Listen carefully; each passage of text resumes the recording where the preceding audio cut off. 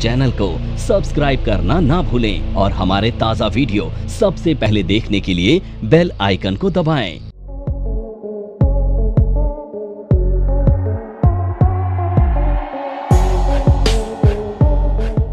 हमने time of supply in terms of goods पढ़ा था, है ना। अब time of supply in terms of service पढ़ते हैं। गुड्स वाला है क्लियर ना, या उसमें डाउट है कोई? हेलो, गुड्स में डील करता था सेक्शन 12। सेक्शन 12 कहता था टाइम ऑफ सप्लाई गुड्स के केस में goods from in the shape of forward charge, goods in shape of RCM और गुड्स सोल्ड थ्रो वाउचर्स, है ना, और एनी अदर केस था। तो गुड सेक्शन 12 सब सेक्शन 2 क्या कह रहा था, जब गुड्स फॉरवर्ड चार्ज में होती हैं तो अर्लीस्ट ऑफ द 2 डेट होती है। कौन सी डेट होती है? आइदर डेट ऑफ सप्लाई और date of issuance of invoice, है ना। Date of issuance of invoice, invoice कब इशू होता है? अर्लियर ऑफ द 2 डेट था, date of issue of invoice और date of receipt of payment, है ना। तो इशू इनवॉइस इशू कब होता है? इनवॉइस को इशू करने के लिए सेक्शन 31 था। सेक्शन 31 क्या कह रहा था? सेक्शन 31 कह रहा था invoice shall be issued on और बिफोर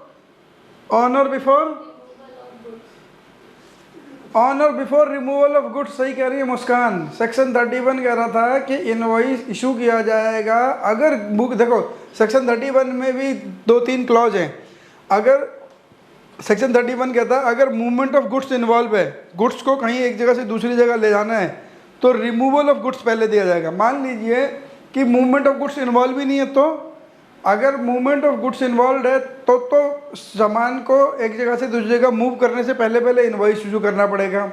दूसरी, अगर मूवमेंट इन्वॉल्व नहीं है, जैसे हमने पिछली बार देखा था कि किसी ने फैक्ट्री खरीदी, साथ में मशीनरी भी वहीं थी, वहीं खरीद ली। तो अब जब मशीनरी उस फैक्ट्री के अंदर ही है, लैंड खरीदी, लैंड के अंदर मशीनरी भी है, तो मशीनरी की मूवमेंट होगी? नहीं होगी। तो क्या होगा? Eight the time of delivery, जिस दिन हम आपको हैंड ओवर दे देंगे, ये लो पकड़ो चाबी फैक्ट्री की, उस दिन इनवॉइस इशू करना पड़ेगा, वो टाइम ऑफ सप्लाई हो जाएगा।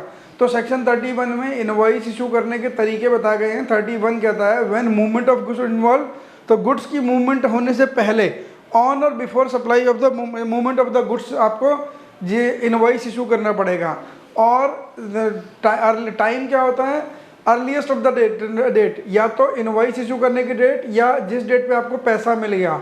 लेकिन जो अगर गुड्स के लिए आपको एडवांस पैसा मिला है तो वो कंसीडर नहीं होता है ना।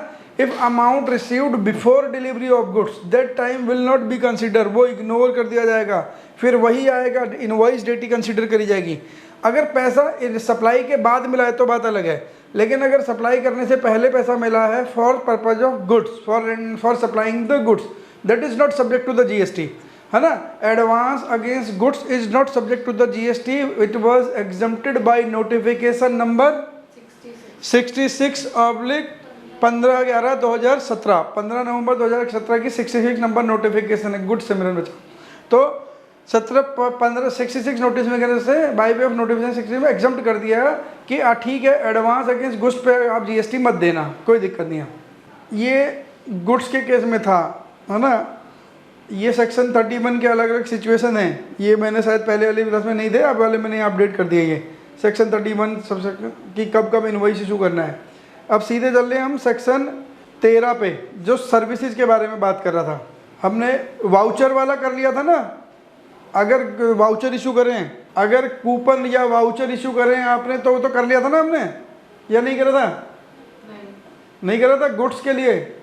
देखो नहीं करा था, चलो अभी कर लेते हैं। अगर गुड्स के लिए वाउचर, मान लीजिए कई बार कंपनियां क्या करती हैं कि कंपनियां वाउचर इशू कर देती हैं फॉर सब्सिक्वेंट परचेज। आपकी अगली बार जब सामान खरीदोगे तो 500 रुपये का डिस्काउंट ले लेना। कैसे लेना? ये कूपन दिखाना और डिस्काउंट ले लेना, या 500 रुपये का कोई भी सामान खरीद लेना। आज इनवॉइस इशू करा है, मान लीजिए आज है 23 अप्रैल। 23 अप्रैल को इनवॉइस इशू करा, कस्टमर आपकी दुकान पे आया, आपने उसे बोला लो तुमने 5000 रुपये का सामान खरीदा, 500 रुपये का गिफ्ट कूपन ले लो। अगली बार जब सामान खरीदने आओगे इस 500 रुपये से कुछ भी सामान खरीद लेना। अब जब मैं वाउचर इशू कर रहा हूँ, is the goods identifiable? Value तो आइडेंटिफाइबल होती है हमेशा वाउचर में, 500 रुपये का, 200 रुपये का, 300, वैल्यू आइडेंटिफाइबल होती है। Is goods identifiable? कि उसमें मैंने क्या बोला, 500 रुपये में कुछ भी खरीद लेना, तो गुड्स आइडेंटिफाइबल नहीं है। अगर गुड्स आइडेंटिफाइबल नहीं है तो time of supply shall be the time when a voucher is redeemed, यानी कि उस वाउचर से जब आप कभी भी उसके वैलिडिटी पीरियड के अंदर जब भी आप सामान खरीदोगे तो टाइम ऑफ सप्लाई वो होगा, है ना।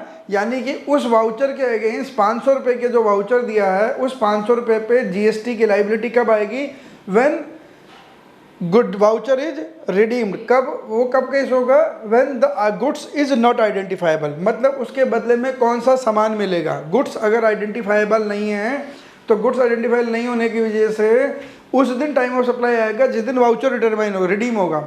मान लीजिए आपको बोला गया कि हमने कपड़े खरीदे थे, शर्ट और ट्राउजर खरीदे थे, अगली बार जब दोबारा पैंट खरीदोगे 2000 और ऊपर से ज़्यादा की तो आपको ये 500 रुपये का डिस्काउंट होगा। Now the voucher coupon is redeemable against the purchase of trousers only. Now the goods is identified, है ना। अगर आपको ये बोल दिया कि केवल ट्राउजर के अगेंस्ट ही ये इस वाउचर को एनकेस करा सकते हो जब अगली बार ट्राउजर या शर्ट्स खरीदोगे, बस और कुछ नहीं, तब तो आपके लिए टाइम ऑफ सप्लाई वही होगा जिस दिन आपने वाउचर इशू कर दिया। यानी कि उस 500 रुपये पे जीएसटी आपको आज ही देना पड़ेगा, चाहे वो कस्टमर उस वाउचर को रिडीम कराने आए या ना आए, है ना। तो टाइम ऑफ सप्लाई आज ही आ जाएगा। हाँ, मान लीजिए लेटर से 3 महीने का पीरियड था, 3 महीने के बाद वो वाउचर एक्सपायर हो जाएगा तो आप उसका क्रेडिट नोट डाल के रिवर्स करोगे क्योंकि वो गुड कभी वाउचर रिडीम ही नहीं हुआ, है ना। लेकिन टाइम ऑफ सप्लाई उसी दिन आ जाएगा जिस दिन गुड्स आइडेंटिफाइबल होगी। वाउचर बांटते टाइम अगर आपने गुड्स डिफाइन कर दी, जैसे अभी एक एग्जांपल दिखाता हूँ मैं आपको, ये रहा, अभी नीचे एग्जांपल पढ़ते हैं। तो अगर आइटम उसी टाइम आइडेंटिफाइबल है तो point of time GST time of supply उसी दिन आ जाएगा जिस दिन आपने वाउचर इशू करा। अगर goods associated goods is not identifiable then the time of supply will be at the time of redemption of voucher, जब वाउचर रिडीम होगा तब। देखो, Food Bite Limited give vouchers to OP Limited, Food Bite Limited ने OP Limited को कुछ voucher बांटे हैं, ठीक है, और एंड ओपी लिमिटेड उसको बेच दिए और ओपी लिमिटेड क्या करेगी, वो वाउचर अपने एम्प्लॉयज़ को दे देगी एज रिवार्ड, है ना, रिवार्ड की तरह, परक्यूजिट की तरह अपने एम्प्लॉय को दे देगी। और क्या कह रही है साथ में, बाय परचेजिंग फूड और grocery item from the store of Food Bite Limited equal to the value of voucher. अगर मान लीजिए 500 रुपये का वाउचर दिया तो ओपी लिमिटेड ने, जैसे बड़ी बड़ी कंपनियां क्या करती हैं, अपने एम्प्लॉय को इंसेंटिव के लिए कहीं तो इंसेंटिव कैश देती हैं, कहीं इंसेंटिव उन्हें वाउचर के रूप में देती हैं कि आप इसका अवन खरीद लेना, इसका आप इसकी आप प्रेस खरीद लेना, आयरन खरीद लेना, इसके बदले में आप एलईडी टीवी खरीद लेना। तो वो कुछ कंपनियां क्या करती हैं, आइडेंटिफाइड गुड्स देती हैं वाउचर में कि आप उन इन स्टोरों से खरीद देते हो। तो अगर वहाँ पे फूड बाइट लिमिटेड ने ओपी लिमिटेड को कूपन दिए और ओपी लिमिटेड ने वो अपने एम्प्लॉय के दे दिए कि आप फूड बाइट लिमिटेड के स्टोर से कहीं से भी सामान खरीद लेना, जितने का क्या खरीदना है, फूड और ग्रोसरी आइटम खरीदनी है। On the date of distribution of voucher the supply against which the voucher will be redeemed unascertainable. तो फूड और ग्रोसरी आइटम में क्या खरीदेगा, पर्टिकुलर आइटम का नाम नहीं, वहाँ तो वाइड रेंज है ना, तो क्या खरीदेगा नहीं पता। तो टाइम ऑफ सप्लाई कब आएगा, जब वाउचर रिडीम होगा। जितने एम्प्लॉय ओपी लिमिटेड के स्टोर में जाएंगे वहाँ से क्या क्या सामान खरीद के लाएंगे, जब वो रिडीम होगा वाउचर तो टाइम ऑफ सप्लाई उस दिन आएगा। अगर वाउचर के टाइम पे गुड्स आइडेंटिफाइबल नहीं है तो रिडम्पशन की डेट, अगर गुड्स आइडेंटिफाइबल है तो वाउचर डिस्ट्रीब्यूशन की डेट, टाइम ऑफ सप्लाई वो हो जाएगी। क्लियर है? सेक्शन 12(4) क्लियर है? देखो अब एक दूसरा एग्जांपल है ये, Hot Cake Bakery gives a coupon of ₹50 for two every customer who purchases 2 cakes for 750 each. जो भी 750 से ऊपर 750 रुपये के 2 केक खरीदता है उसको एक 50 रुपये का कूपन मिलता है। वो क्या होगा, the customer can redeem the coupon on subsequent purchase of cake worth ₹750 and above. यानी कि जब वो 750 रुपीज़ तक, जब अगली बार कभी भी कोई कस्टमर 750 या उससे ज़्यादा का केक खरीदेगा तो ये 50 रुपये का कूपन रिडीम करा सकता है। तो टाइम ऑफ सप्लाई कब आएगा, टाइम ऑफ सप्लाई कब आएगा, जब अगली बार केक खरीदेगा या जब आज कूपन डिस्ट्रीब्यूट कर दिया आज। हेलो, जब रिडीम करेगा। कैसी बातें कर रहे हो, कूपन कब किस चीज़ पे रिडीम होना है, केक पे। आपको आइटम आइडेंटिफाइड है ना, गुड्स आइडेंटिफाइड है आज नहीं है, वो केवल केक पे ही। देखो ऊपर क्या था, फूड और ग्रोसरी आइटम थी, वहाँ पे n नंबर ऑफ आइटम होती हैं। आपके पास एक आइटम का नाम नहीं था कि आपने पिज्ज़ा ही खरीदना, आपने बर्गर ही खरीदना है, आपने हॉट डॉग खरीदना है, ऐसा कोई आइटम था वहाँ पे। आपने दाल खरीदनी है, चावल खरीदने, कुछ नहीं था। फूड और ग्रोसरी आइटम कुछ भी खरीद लो पूरे स्टोर में से। लेकिन अब की बार क्या है, जब वो 750 और उससे ऊपर का केक खरीदेगा तभी ये 50 रुपये डिस्काउंट कूपन होंगे। तो यानी कि आपको क्या पता है, at the time of distribution of voucher you have you identified the goods to be against which the coupon is being encashed. आपको वाउचर बांटते टाइम, कूपन बांटते टाइम आपको गुड्स का पता है, द गुड्स इज केक, तो cake के against redeem होगा, तो गिफ्ट की इसकी वो क्या होगी, time of supply for this voucher, 50 rupees voucher. तो क्या टाइम ऑफ सप्लाई इस वाले केस में होगा जिस दिन कूपन बांटा गया है, क्योंकि गुड्स इज आइडेंटिफाइबल। आज की डेट में गुड्स आइडेंटिफाइबल है। अगर मान लो सेक्शन 12 सेक्शन 5 क्या कहता है, where time of supply can not be determined by the provision of section 12(2), 12(3), 12(4). 12(2) था supply of goods under forward charge, 12(3) था supply of goods under RCM reverse charge, section 12(4) था vouchers, voucher के case में। अगर उनसे नहीं हो जाता तो time of supply shall be in a case where periodical return has to be filed be the date on which the return is filed. अगर सेक्शन 12(2) फॉरवर्ड चार्ज वाली सिचुएशन, 12(3) रिवर्स चार्ज वाली सिचुएशन, 12(4) वाउचर वाली situation, इन तीनों section में से किसी भी सेक्शन में आपका टाइम ऑफ सप्लाई डिसाइड नहीं हो पा रहा, लेट एग्जांपल इनमें नहीं हो पा रहा किसी कारण से भी, तो आपको क्या करना पड़ेगा, फिर आपको देखना पड़ेगा कि आपकी रिटर्न फाइलिंग की ड्यू डेट क्या है। तो जिस दिन आप रिटर्न फाइल करोगे वो डेट आपकी टाइम ऑफ सप्लाई मान ली जाएगी। पीरियोडिकल रिटर्न जैसे हर महीने होती है, हर क्वार्टर होती है, कुछ एसएससी के लिए पीरियोडिकल रिटर्न मंथली है, कुछ एसएससी के लिए क्वार्टरली है। तो जिनकी क्वार्टरली रिटर्न है तो क्वार्टरली उनका जिस डेट पर रिटर्न फाइल करोगे वो वाली डेट टाइम ऑफ सप्लाई हो जाएगी। यानी कि जैसे क्वार्टरली का मतलब अप्रैल मई जून की रिटर्न जाती है 20 जुलाई तक, बल्कि 24 जुलाई तक जाती हैं। तो आपको क्या करना पड़ेगा, तो 30 जून जो होगा वो उसकी लास्ट डेट होगी, क्योंकि क्वार्टरली रिटर्न 30 जून तक की जानी है। तो time of supply shall be the quarterly. और जैसे अप्रैल की रिटर्न 20 मई तक जानी है टैक्स पे करने के लिए, 3B रिटर्न 20 मई तक जानी है, तो 30 अप्रैल हो जाएगी उसकी टाइम ऑफ सप्लाई। अगर सेक्शन 12(2), 12(3), 12(4) से आप टाइम ऑफ सप्लाई को डिसाइड नहीं कर पा रहे हो, तो 12(2), 12(3), 12(4) से नहीं हो रहा तो 12(5) एप्लीकेबल होगा। तो अब इनमें से दोनों में से अर्लीस्ट डेट होगी। अगर पीरियोडिकल रिटर्न भरने की जिम्मेदारी है आपके पर, तो रिटर्न जिम्मेदारी किसकी, जो रजिस्टर्ड है। अगर मान लो मैं रजिस्टर्ड ही नहीं हूँ तो मैं तो कभी पीरियोडिकल रिटर्न भरूंगा नहीं, तो क्या होगा, in any other case be the date on which tax is paid. ध्यान रखना ये कैसे है, जब मेरे पास GST नंबर ही नहीं, मैं टैक्स कैसे पे करूँगा ना, ये क्वेश्चन आएगा ना। पहला कह रहा हूँ कि वो डेट अगर section 12(2), 12(3), 12(4) is not applicable, not effective कि to decide the time of supply, तो जब आपको पीरियोडिकल रिटर्न भरनी है वो टाइम ऑफ सप्लाई हो जाएगा। मान लो वो वाली डेट भी नहीं है क्योंकि आप रजिस्टर्ड ही नहीं हो, तो पीरियोडिकल टाइम कैसे आएगा। तो दूसरी डेट क्या है, when the taxes is paid.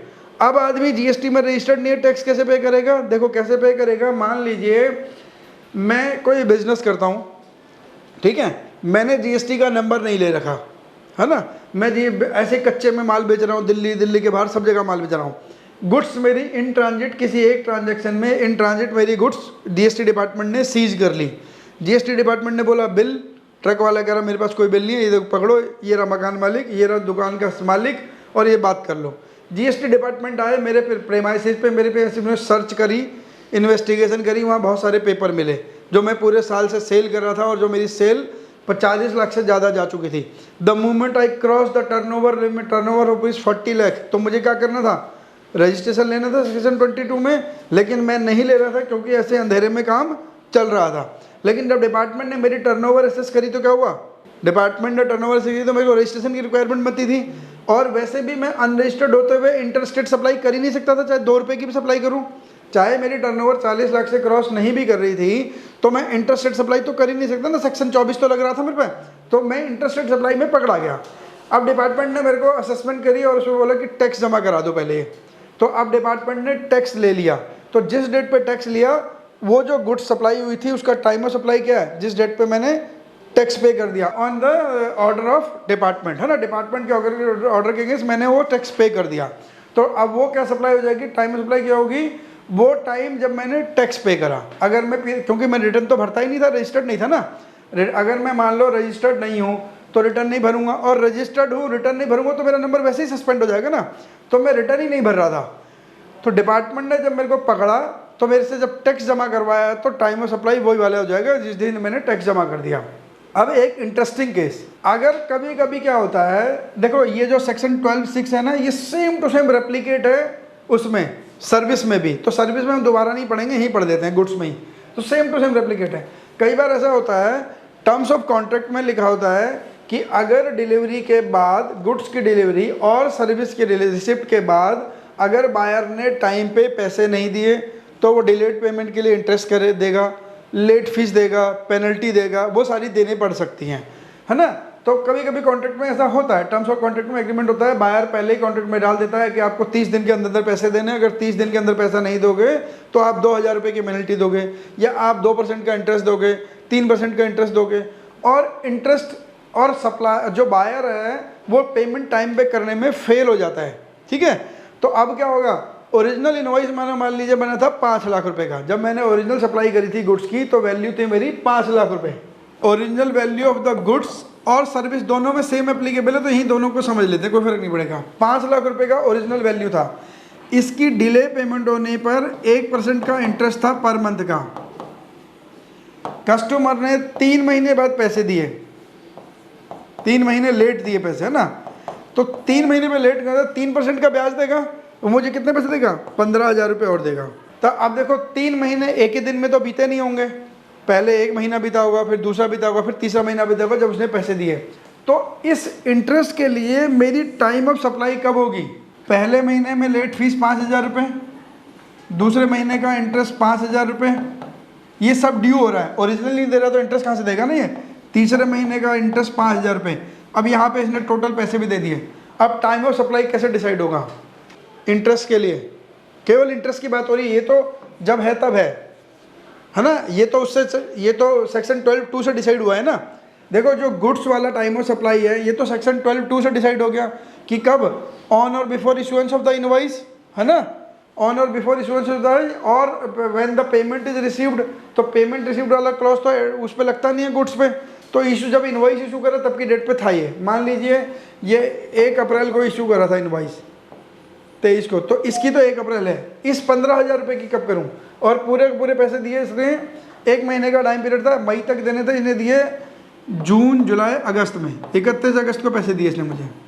अब बताओ टाइम ऑफ सप्लाई कब, ये जून है, ये जुलाई है और ये अगस्त है, अगस्त को पैसे दिए, टाइम ऑफ सप्लाई कब, इस 5,000 का जून, 5,000 का जुलाई, 5,000 का अगस्त, ऐसे होगा, ये क्या होगा, हाँ जी क्या होना चाहिए, आपके आइडिया से क्या होना चाहिए, क्योंकि जितने पीरियड लेट हो रहा है उतने पीरियड इंटरेस्ट तो ड्यू हो रहा है ना, एग्रीमेंट के टर्म्स में लिखा है इंटरेस्ट देना ही पड़ेगा अगर फेयर बिजनेस करना है। तो टाइम ऑफ सप्लाई क्या होगा फॉर इंटरेस्ट लेट फीस, इसे कहते हैं any value addition in the invoice amount, है ना, इनवॉइस अमाउंट में वैल्यू का एडिशन हो गया, 5 लाख का इनवॉइस था, 15,000 और मिले अब हमें, इस 15,000 रुपये के टाइम ऑफ सप्लाई जब 15,000 रुपये मिल जाएंगे on the date of receipt, जब तक ये रिसीव नहीं होंगे ड्यू बेस पे इस पे टाइम ऑफ सप्लाई नहीं लगेगा कभी भी। When the additional value is received by the supplier, तो ये ड्यू बेस पे यहाँ पे टाइम ऑफ सप्लाई नहीं आएगा, यहाँ आएगा जब 15,000 रुपये आपको पूरे मिलेंगे। जिस दिन अगर कोई भी एडिशन होती है वैल्यू में in the nature of interest, penalty, late fees, the time of supply for such additional values shall be the date when the amount is received। कौन सा amount, interest, penalty, late fees वाला। Original invoice value कभी भी मिले कोई फर्क नहीं पड़ता, उसकी बात ही नहीं हो रही है ना, एडिशनल की बात हो रही है। Section 12(6) same to same apply है सर्विस के केस में, तो सर्विस में दोबारा हमें जरूरत पड़ेगी नहीं। देखो JMT group sold goods to Mohit Sharma with condition that interest at the rate 1% per month shall be charged if Mohit Sharma did not make payment within 45 days of the delivery of goods। Goods were delivered on 1 January, goods 1 जनवरी को deliver हो गई थी, Mohit Sharma made payment on 15 March along with the 1 month interest. 1 जनवरी को payment हो गई थी, ठीक है, सॉरी 1 जनवरी को गुड्स डिलीवर हो गया था, 45 दिन का मतलब 15 फरवरी तक उसने पेमेंट कर दी थी। 15 फरवरी को पेमेंट नहीं करी, उसने करी 15 मार्च को, तो 1 महीने का इंटरेस्ट देगा, उसने 1 महीने के इंटरेस्ट के साथ पेमेंट कर दी। In the above situation there are 2 event, है ना, 2 इवेंट हैं। कौन कौन सी इवेंट है, 2 इवेंट है जिसमें टाइम ऑफ सप्लाई आएंगे। एक जिस दिन आपने गुड सप्लाई करी दैट इज 1 जनवरी, दूसरी इवेंट टाइम ऑफ सप्लाई कौन सी है, जब इंटरेस्ट मिला वो कब है? 15। यहाँ तक क्लियर है ऑनलाइन वाले बच्चों? 2 इवेंट है इसमें, गुड्स की सप्लाई के इवेंट अलग है और इंटरेस्ट की वाली की अलग है। जब उसे 1 महीने का इंटरेस्ट मिला 15 मार्च को, time of supply 15 March, interest वाले के लिए सेक्शन 12(6) वाले अंडर सेक्शन 12(6) वाला, और ये सेक्शन 12(2) वाला, 12(2) वाला है ना। फॉरवर्ड चार्ज में गुड सप्लाई हुई थी तो 12(2) वाला है। तो ऐसे करके आपको टाइम ऑफ सप्लाई डिसाइड करना पड़ेगा अलग अलग डिफरेंट सिचुएशन में फॉर सप्लाई ऑफ गुड्स के केस में।